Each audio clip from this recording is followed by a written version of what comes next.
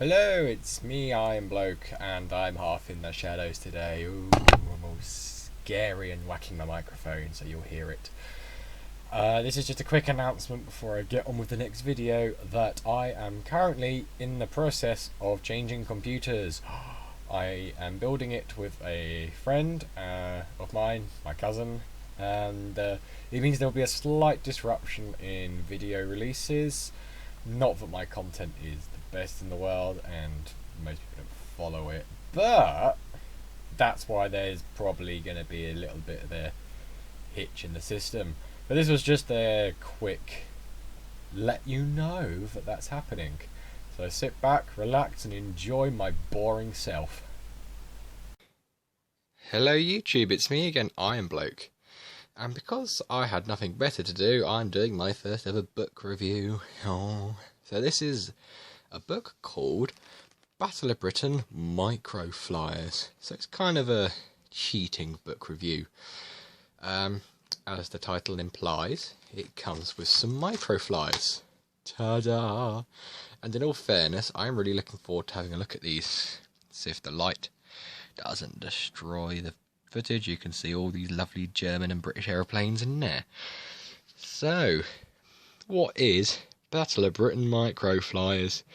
Essentially, it's a book to accompany some toys. Nothing wrong with toys now, is there? So, let's have a quick look at the book. Spitfire and Micro Flyers. So the first page is essentially how to build them all. I will go through them later.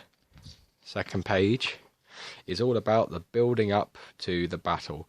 Now, in all fairness, I think this is quite nice as an accompaniment for toys, giving you some sort of context of what they're there for. So we're talking about the fall of France, and you got bombing of London, and all of that really cool stuff.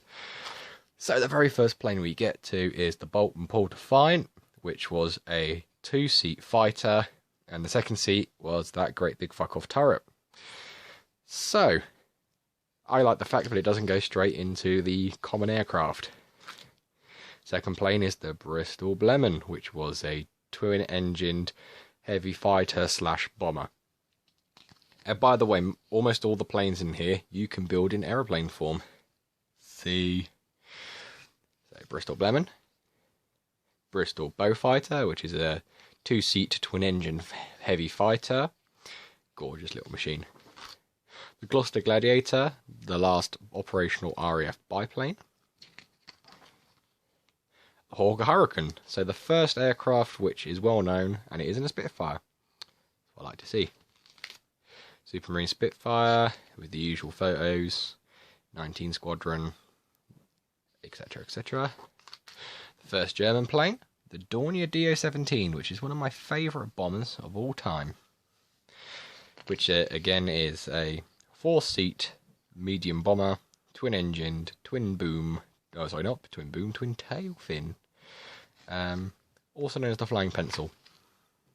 Uncle HG-111, very, very, very famous twin-engined 7-seat bomber. Just interesting note. My granddad lived here during the Blitz. That's the Isle of Dogs. So my granddad is quite possibly somewhere in that photo. My dad got run over here because after the war this was all knocked down to make way for a park. He got knocked down and there's now a park bridge in his honour. Oh, isn't that lovely? The next plane we have is the Ju-87 Stuka, one of my favourite bombers of the entire war. Everyone knows the iconic Stuka. Junkers 88. I have a part of Junkers 88 in my possession. I might drag that out later. Again, a 4-seat medium bomber. Messerschmitt 109. Everyone knows that. And last but not least, we have the Messerschmitt 110. One of my favourite heavy fighters of all time. And the last page, which is quite nice, is dedicated to other German aircraft. So we've got the, although that photo is not a Dornier 15, or 215 should I say. Dornier Do-215 had inline engines. You got a Heinkel HE-115, a Focke-Wulf 200, and it talks about some other aircraft here. So we've talks about the 15, the 200, the Heinkel 59, which is a biplane float plane, the Arado 196, a reconnaissance plane, and the Dornier 18, which is a seaplane. And the last page, it has a Churchill quote, some stories, and a bit more about the rest of the war. So I'm going to have a build at some of those aeroplanes. Probably won't be able to record myself building them because I need two hands, so I'll go through them individually after I build them. Here they all are, all the bodies at least. So you can see British aeroplanes. You've got the Gladiator, the Spitfire, the Hurricane, the Defiant, the Beaufighter, and the Blenheim. Had to think about that. And we have the 109, the Stuka, the 110, the 88, the 17, and the 111. Time to put the wings on. One unspecified time later, and they're all done. I tell you what, they were bloody hard for kids' things. I'll zoom in on the Stuka for a second. And if it focuses, you can see the that tailplane. Trying to get the wing in was almost impossible. I actually had to rip off... You probably can't show you, but I had to rip off the tail to get it in. Overall, though, I mean, they're quite nice. They're quite nifty. I'm promised, though, that I wouldn't do any gluing until after I make this, so that when they're for, like, display. So I'm just making them out of the packet, and I come across a problem with things like the Dornier. Can you see it?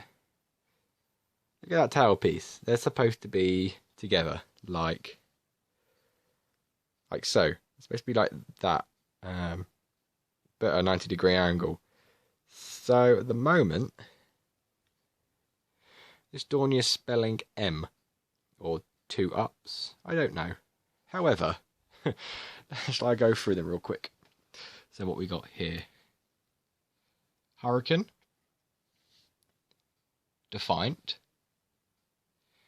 109, 110, JU-87, DO-17, Beaufighter, JU-88, HE-111, Blenheim, bugger, Spitfire, bugger Spitfire, and last but not least, Gladiator.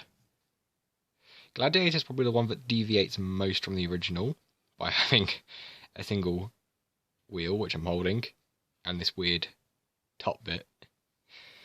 The most accurate is probably maybe the 110 or the Dornier. I mean, the Dornier, that's pretty darn on, apart from the funny tail. Also another thing, I'll get one of the more knackered ones. Putting the wings on was an absolute nightmare. Can you see the damage on that engine nacelle? Oh dear. Well, on that note, I will probably go outside and fly one. I'll choose which one I think is to be the most aerodynamic and fly it. One jump cut later, I have attached the clay to the front. I have brought out that bit of Junkers 88 to show you. And I have the elastic rubber bandy thing. Ta-da! First of all I'm going to do is take the plane and throw it. Ready? Go.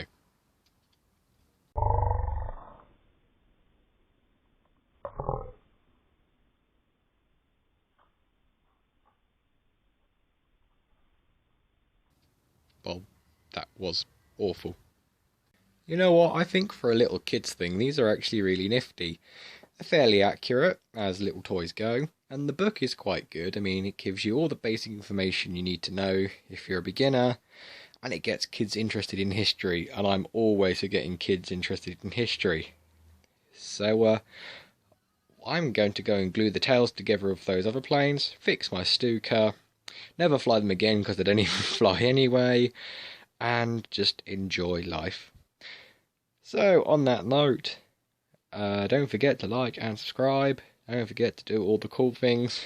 This was a little bit of a jokey thing, mostly to get out the thing that I'm not going to be making a lot of videos because of my new computer, but when I get my new computer, you guys just wait to see the exact same graphics as you've been seeing in the past. So yeah, this has been I'm Bloke, and until the next time, I'll see you then.